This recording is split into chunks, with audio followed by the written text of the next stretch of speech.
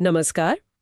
आज हम एक बहुत ही दिलचस्प विषय पर बात करने वाले हैं, जैव वर्गीकरण या जिसे बायोलॉजिकल क्लासिफिकेशन कहते हैं। हाँ बिल्कुल। हमारे पास कक्षा 11 की एनसीईआरटी से कुछ पॉइंट्स हैं और हम कोशिश करेंगे कि जीवन को जो इतने सारे वर्गों में बांटा गया है उसके पीछे का लॉजिक समझें। बिल्कुल, ये जानना बहुत जरूरी है कि आखिर इतने सारे जीव जंतु, पेड़ पौधे, इनको समझने का कोई तरीका तो हो। हाँ, वरना तो सब खिचड़ी बन जाए।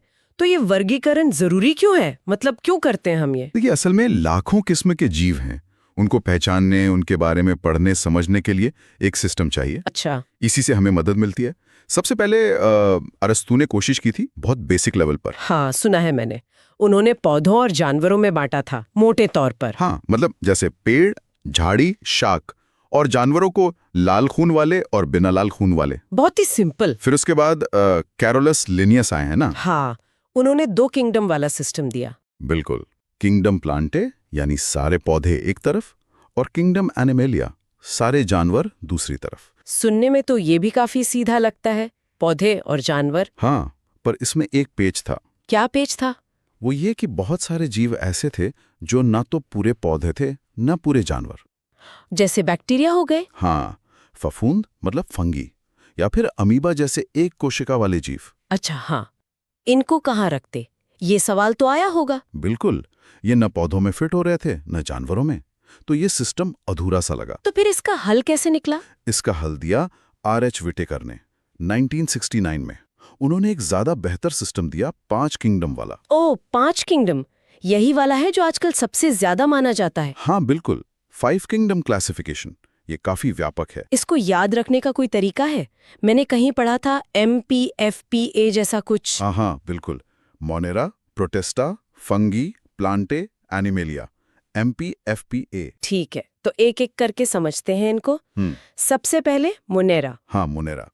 ये सबसे सरल जीव है, प्रोकैरियोटिक। प्रोकैरियोटिक मतलब इनकी कोशिका में न्यूक्लियस, वो केंद्रक, ठीक से बना हुआ नहीं होता। सही पकड़ा। केंद्रक झिल्ली नहीं होती, और ये ज्यादातर एक कोशिका वाले होते हैं, जैसे बैक्टीरिया। बैक्टीरिया।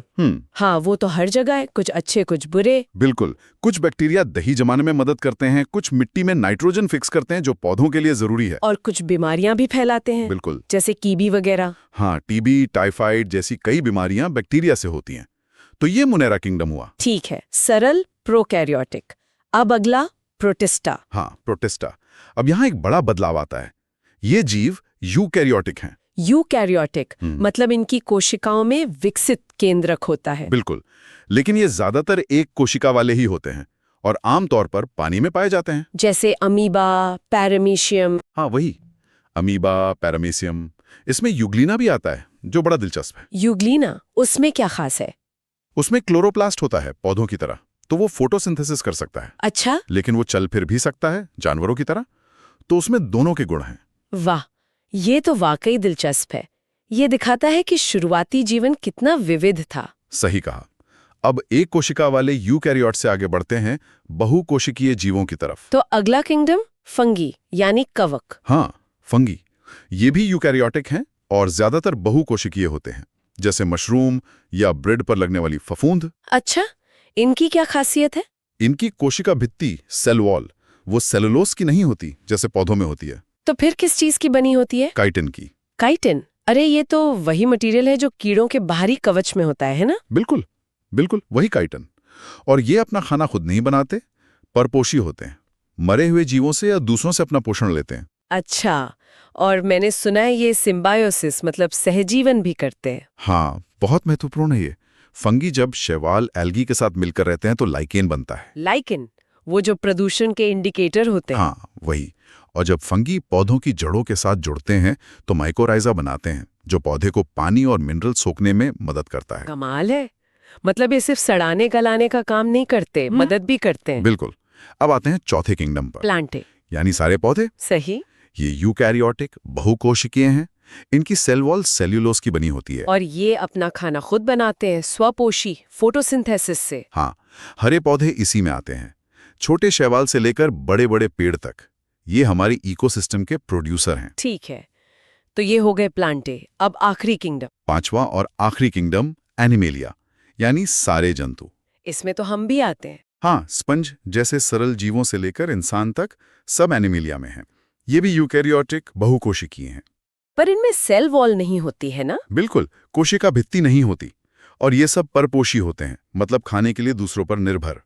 तो ये हो गए 5 kingdom: Monera, protista, fungi, Plantae, animalia. ये तो काफी हद तक चीजों को समेट लेता है। हाँ, मोटे तौर पर जीवन की विविधता को समझने का ये एक अच्छा ढांचा है, प्रोकैरियोट से लेकर अलग अलग तरह के यूकैरियोट्स तक। लेकिन कुछ ऐसी भी चीजें हैं जो इन पांचों में फिट नहीं बैठती, जैसे वायरस। हाँ, ये एक बड़ा सवाल है। वायरस, वायरॉइड्स और लाइकेन भी हैं। वायरस तो बहुत ही अजीब है। अजीब क्यों? क्योंकि वो जीवित और निर्जीव के बीच की कड़ी जैसे हैं। उनमें अपनी कोई कोशिका नहीं होती। कोशिका नहीं होती तो फिर क्या होता है? बस बाहर प्रोटीन का एक खोल होता है और अंदर जेनेटिक मटेरियल, डीएनए या आरएनए। और ये खुद से बढ़ते भी नहीं है? नहीं, इन्हें अपनी संख्या बढ़ाने के लिए किसी जीवित कोशिका, किसी होस्ट सेल की जरूरत होती है। उसी के अंदर जाकर ये अपनी कॉपी बनाते हैं। जैसे एड्स का वायरस या अभी जो कोविड फैला था। हाँ बिल्कुल, ये सब वायरस से होने वाली बीमारियां हैं। और वायरॉइड्स तो वायरस से भी छोटे होते हैं। उनमें सिर्फ आरएनए होता है, प्रोटीन कोड भी नहीं। बाप रे। और लाइकेन, वो तो आपने बताया फंगी और एल्गी का कॉम्बिनेशन है। हाँ, वो सहजीवन का उदाहरण है। तो ये वायरस, वायरॉइड्स, लाइकेन जैसी इकाइयां दिखाती हैं कि वर्गीकरण हमेशा एकदम सीधा नहीं होता। कुछ चीजें किनारों पर रह जाती हैं। तो कुल मिलाकर हम कह सकते हैं कि विटेकर की ये 5 राज्य वाली प्रणाली, मतलब Monera, protista, fungi, Plantae, animalia, ये जीवन की विशाल विविधता को समझने के लिए एक बहुत मजबूत और उपयोगी फ्रेमवर्क है। हाँ बेशक, भले ही वायरस जैसी कुछ चीजें इसमें पूरी तरह से फिट ना हो, पर यह सिस्टम ज्यादातर जीवों को समझने में हमारी बहुत मदद करता है। और ये सिर्फ नाम याद रखने की बात नहीं है ना? नहीं, बिल्कुल नहीं। ये सिस्टम हमें जीवों के आपसी रिश्तों को, उनके विकास को समझने में भी मदद करता है। कैसे सरल जीवों से जटिल जीव बने। और इकोसिस्टम में उनकी क्या भूमिका है? कौन खाना बना रहा है, कौन खा रहा है, कौन चीजों को सड़ा गला रहा है? बिल्कुल, ये सब समझने के लिए ये वर्गीकरण जानना मौलिक है, फंडामेंटल है। तो अगर हम मुख्य बातें याद रखना चाहें तो विटेकर सिस्टम सबसे मान्य है। वायरस की अनोखी स्थिति है, वो सेल्यूलर नहीं है। फंगी की सेल वॉल काइटिन की है और प्रोटिस्टा में बड़ी विविधता है। सही कहा, ये कुछ मुख्य बिंदु हैं। और अंत में कोई ऐसा सवाल जो सोचने पर मजबूर करे। हाँ, एक बात सोचने लायक है। देखिए, वायरस जो इन 5 राज्यों में फिट नहीं होते, उनका हम पर कितना गहरा असर है। बीमारियां फैलाते हैं, बायोटेक में भी इस्तेमाल होते हैं। हाँ, ये तो है। तो क्या ये इस तरफ इशारा करता है कि जैसे जैसे हम जीव विज्ञान को और गहराई से जानेंगे, शायद हमें भविष्य में अपने वर्गीकरण के तरीकों को और बेहतर बनाने या बदलने की जरूरत पड़े? शायद ये 5 किंगडम भी अंतिम न हो। ये वाकई एक सोचने वाली बात है। हो सकता है भविष्य में हमें 6 या 7 किंगडम की जरूरत पड़े। खैर, ये भविष्य की बात है। बिल्कुल, विज्ञान हमेशा विकसित होता रहता है।